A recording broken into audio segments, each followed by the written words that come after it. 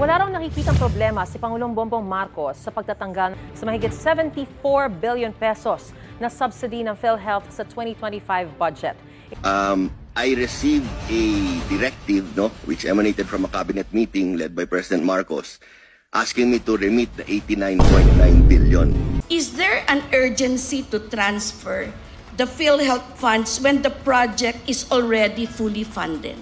Your Honor, this is a matter really of delving into the wisdom of the legislature in allocating funds. Yes, so funding a project that is already fully funded under the category of unprogrammed.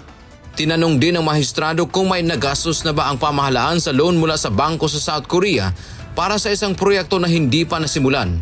Has the government spent even a single centavo from that loan, considering that the project has not even started? There is nothing to spend for if the project has not even started. Muling tinanong ni Lazaro Javier C. Guevara kung wala pang nagasto sa loan, bakit kailangan pang ilipat ang pondo ng PhilHealth para rito?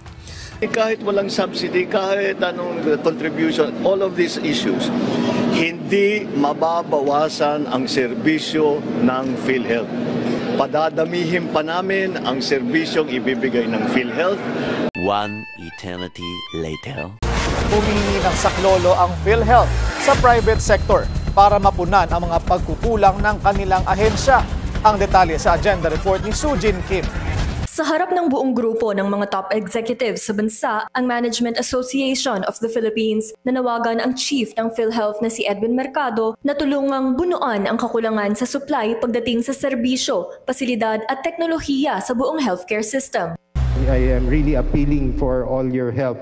Binigyang diin ni Mercado na tumataas ang demand sa serbisyong pangkalusugan pero naiiwan ang supply. Kulang ang ospital at gamot, kulang din ang systems.